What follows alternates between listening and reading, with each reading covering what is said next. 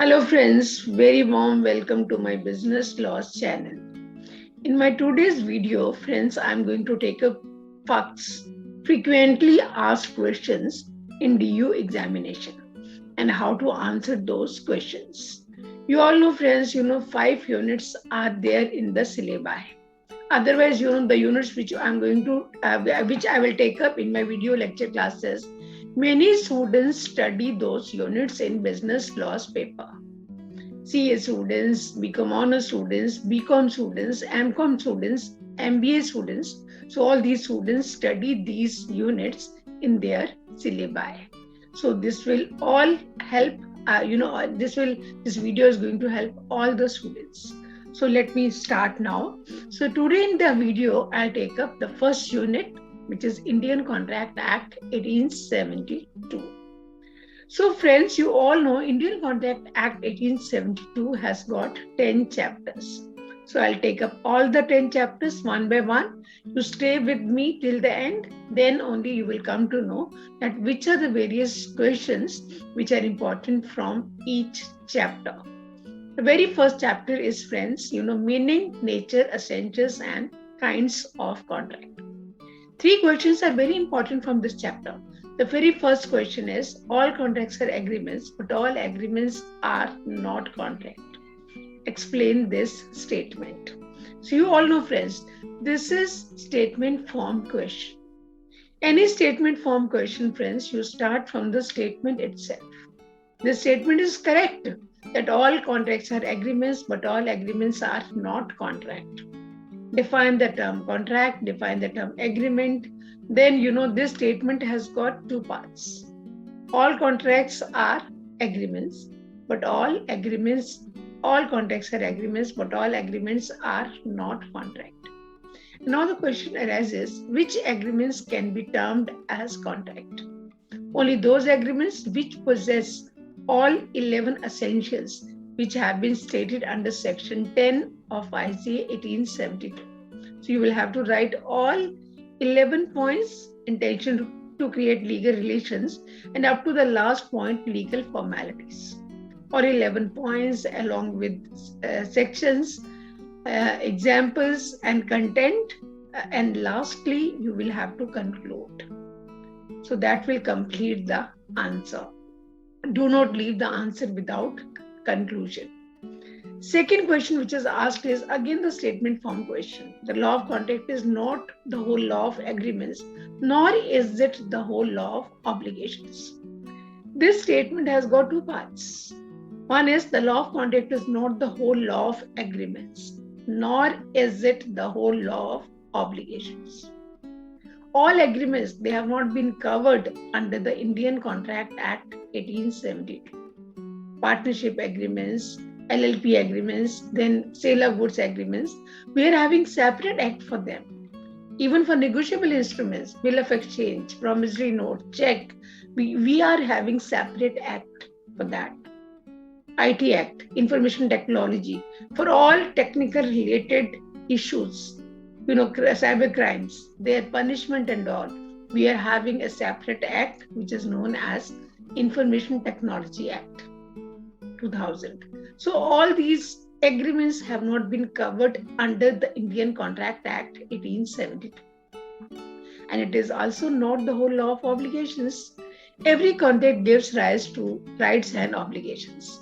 But we cannot say, friends, that every obligation will arise out of contract. Every obligation has its source in contract. Sometimes we do find there is no contract, there is no agreement, but still the obligation is there. For example, quasi-contract.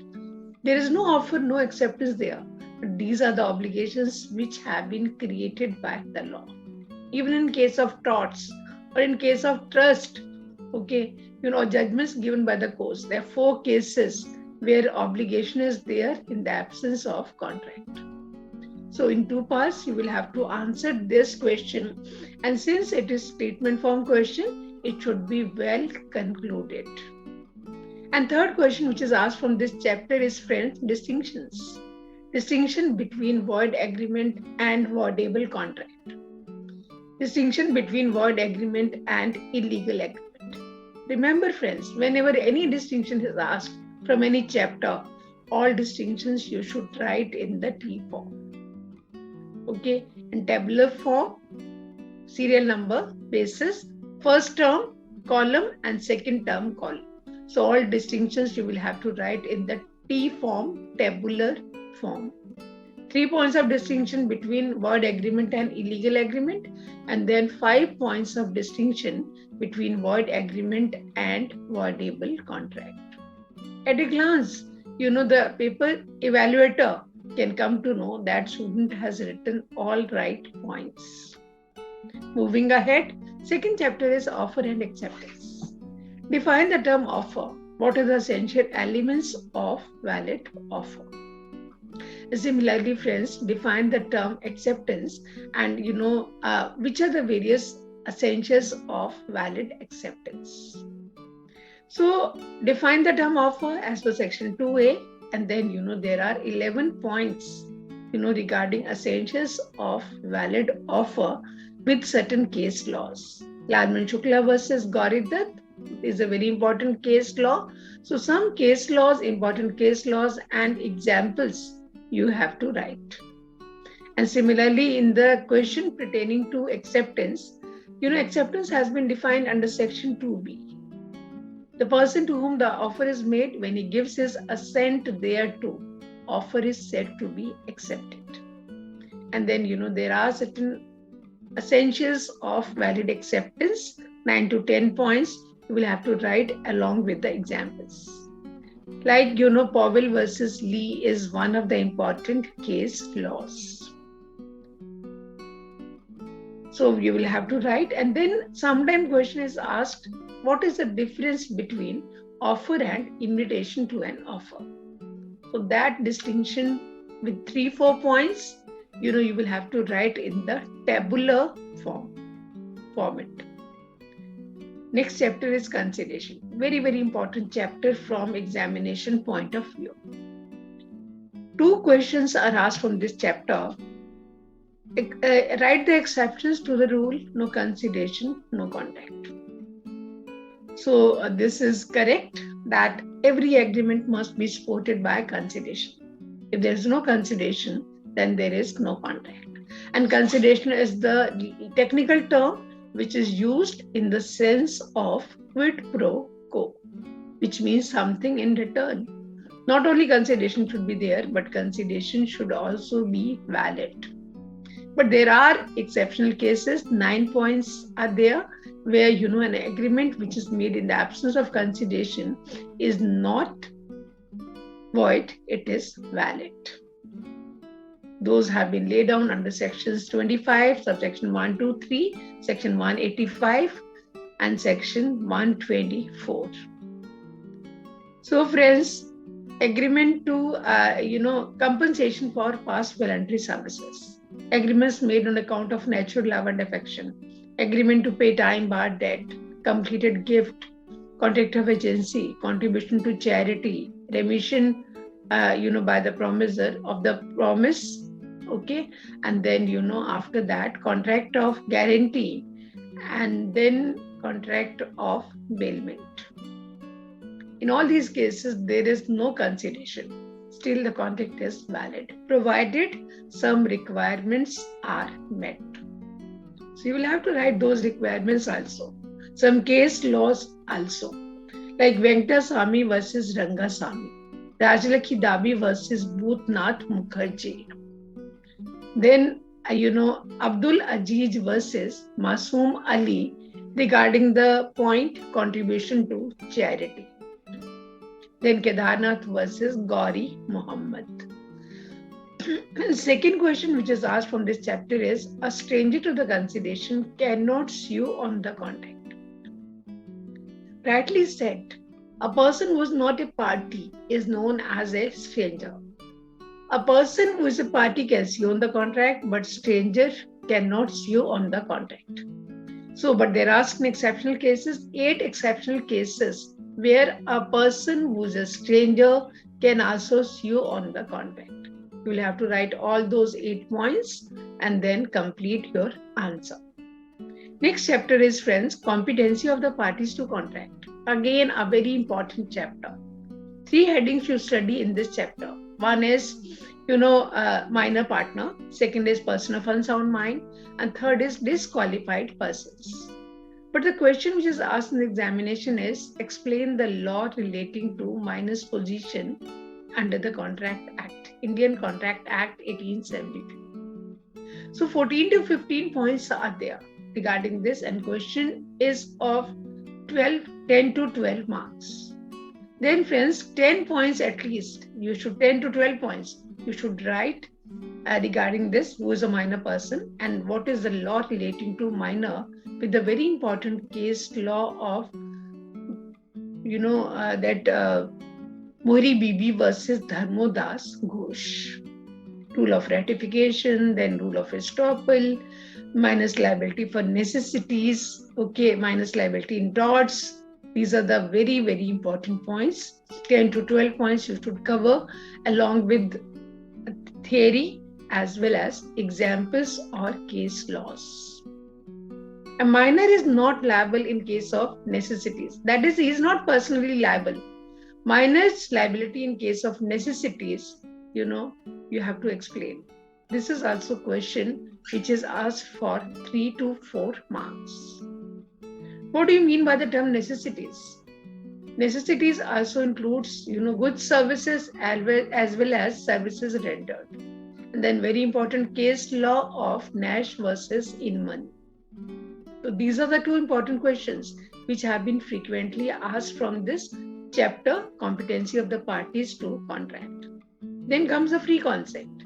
Friends, from free consent chapter, generally two distinctions. One is distinguish between coercion and undue influence, and second is distinguish between fraud and misrepresentation.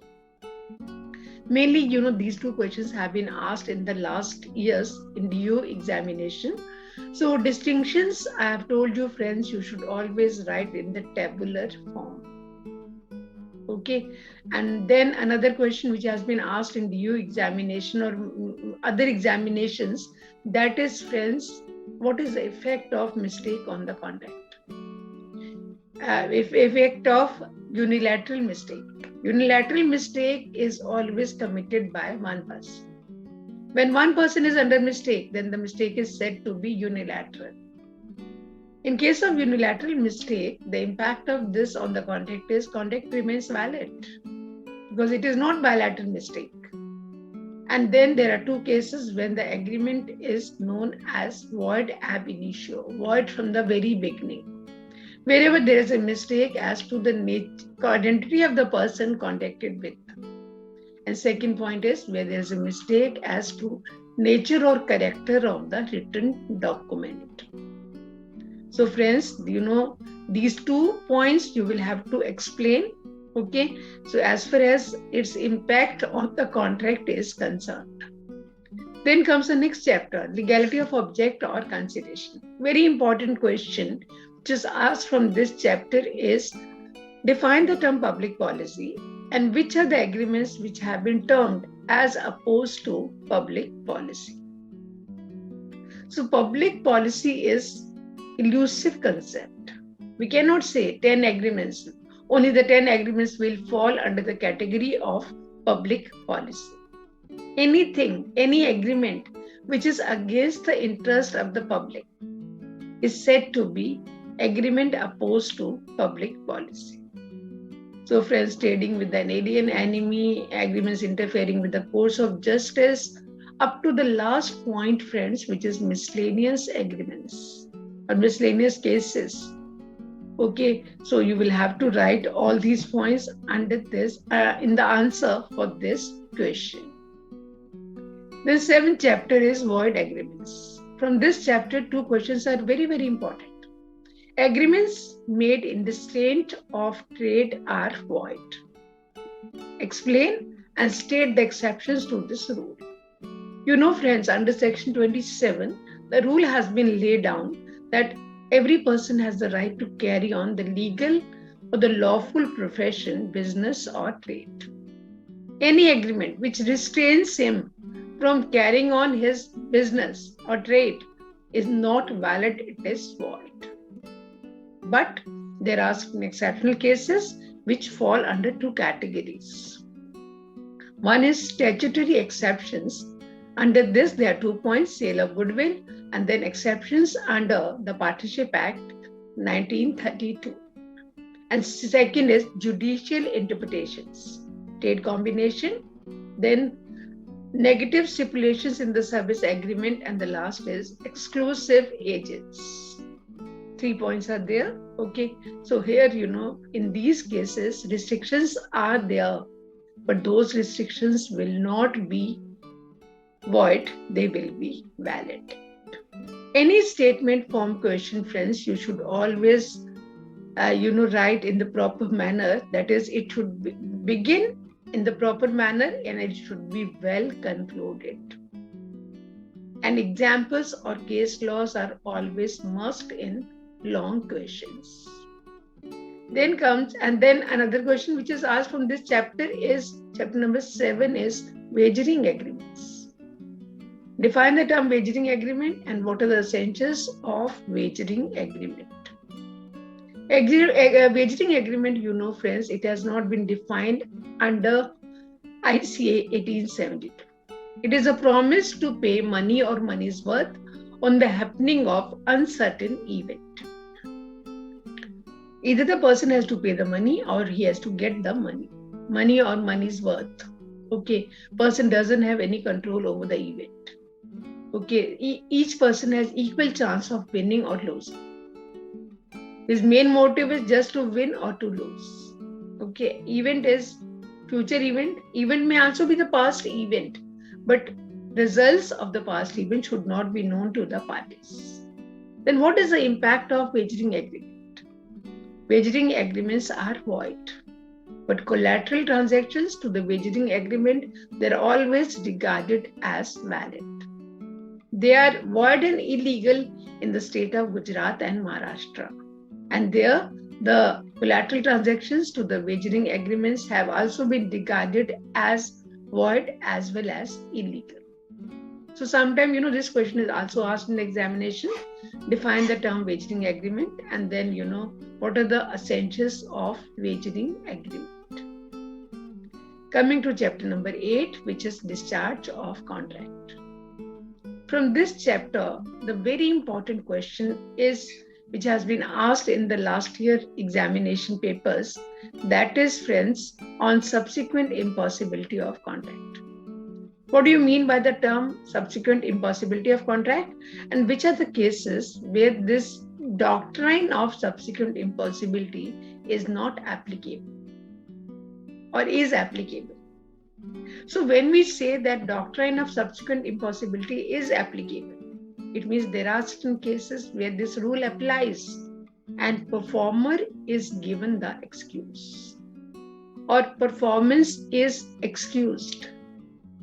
And there are certain cases where this rule is not applicable because performer will come with the excuses. He's not willing to perform his part of obligation and he will come with the excuses. So there are some cases where this rule is not applicable. So performance is not excused. So we have got 5 points in both the cases where this rule applies and this rule is non-applicable. In case of subsequent impossibility of contract, the valid contract is transformed into void and the principle of restitution applies. Many cases are there.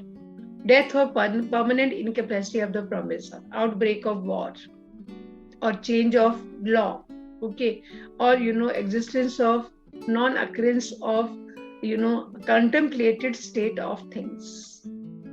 So these are the various cases which have been covered by the rule of subsequent impossibility. And the rule is not applicable in some cases. Some of the points, 5 points are there. Some of the points are difficulty in performance, commercial impossibility, default by the third party, okay, so or riots or lockouts, okay, these are the points, partial failure, these are the cases where this rule is non-applicable. Now next chapter is discharge. So I have talked about chapter number 8, a very important question. Now, quasi-contract. Which are the various types of quasi-contracts under the Indian Contract Act 1872 or quasi-contractual obligations? This question also has been asked in the DU examination as well as some other examinations. Now, quasi-contract, they're also known as constructive contract, and they're also known as certain relations resembling those created by contracts. They have been provided under sections 68 to 72 of ICA 1872. And now, these quasi-contractual obligations are based upon the principle of unjust enrichment, which means nobody is allowed to enrich himself at the expense of another. If any person has derived any benefit, it becomes his duty. He must pay for that. This is what is the principle of restitution.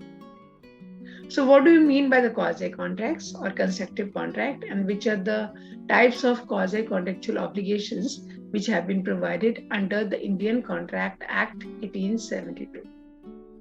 So friends, you will have to write a quasi-contract and 5 types of quasi-contractual obligations which have been provided under section 68 to 72 of the ICA 1872. Then comes remedies for breach of contract. Which are the remedies available to the aggrieved party in case of breach of contract? So friends, what is breach? Breach is non-fulfillment of the obligation under the contract.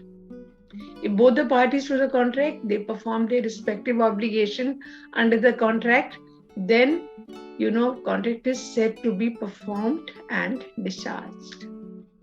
If either party does not fulfill his part of obligation, we say breach has occurred. Breach can be of 2 types. One is actual breach and second is anticipatory breach. Actual breach occurs on the actual date of performance. But when we talk about anticipatory breach, in anticipation, the guilty party informs the other party, that injured party, that he is not going to deliver him the goods or going to perform his part of obligation on the due date. Then there are 2 options available to the injured party, in case of anticipatory breach. The party can put an end to the contract on the date of anticipatory breach of contract, or the party can wait till the actual date of performance and keep the contract alive till the actual date of performance. So it depends upon the party, which of the 2 options the party would like to exercise. But in both the cases, whichever option is chosen by the party, party has the right to recover damages from the guilty party.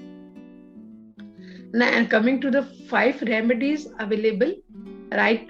Suit for rescission, suit for damages, suit upon quantum merit, suit for specific performance of contract, then suit for injunction.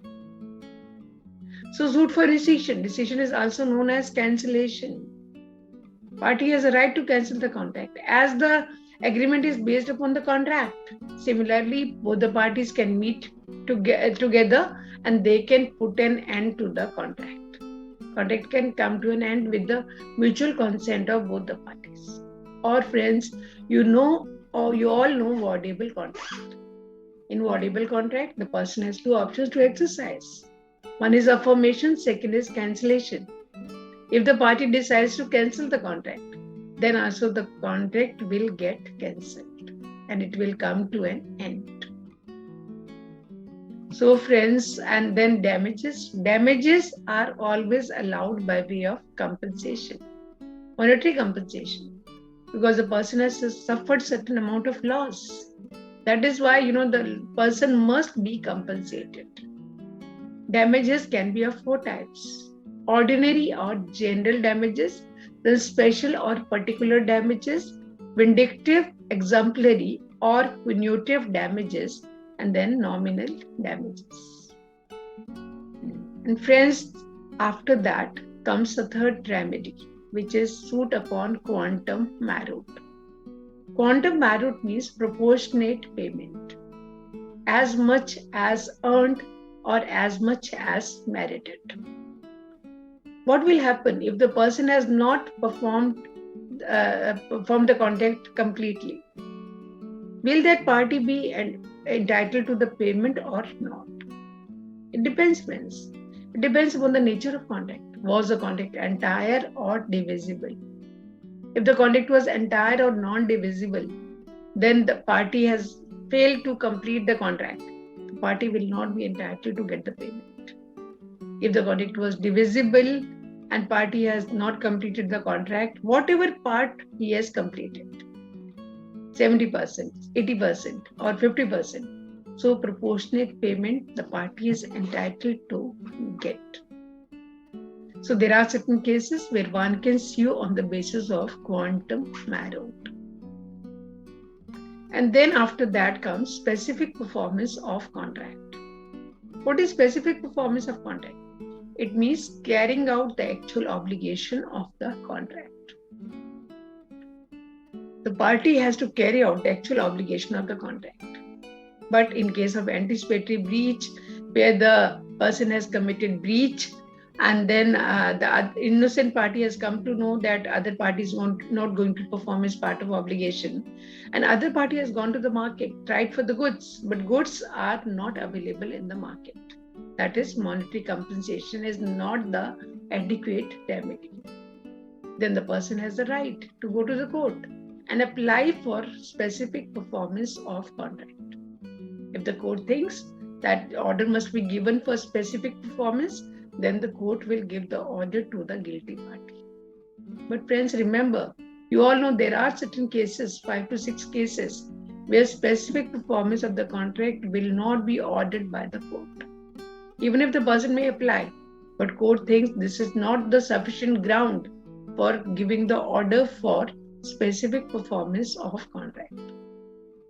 Say, one of the cases is where monetary compensation is the adequate remedy, or where one of the parties to the contract is not competent to contract, say a minor person, where the contract cannot be supervised, like building construction contract or road construction contract. Okay, so where the act is beyond the powers of the company, ultra vires, beyond the powers of the company. So friends, there are 5 cases where specific performance of the contract will not be ordered by the court.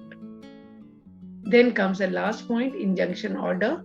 Injunction order is a prohibitory order which is issued by the court to the guilty party. Lumley versus Wagoner is a very important case law regarding this. Do mention this case law in your answer.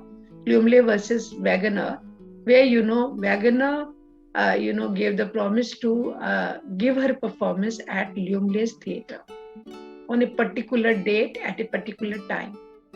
And then at the same time, Wagoner gave the promise to give her performance at Z's theatre on the same day at the same time.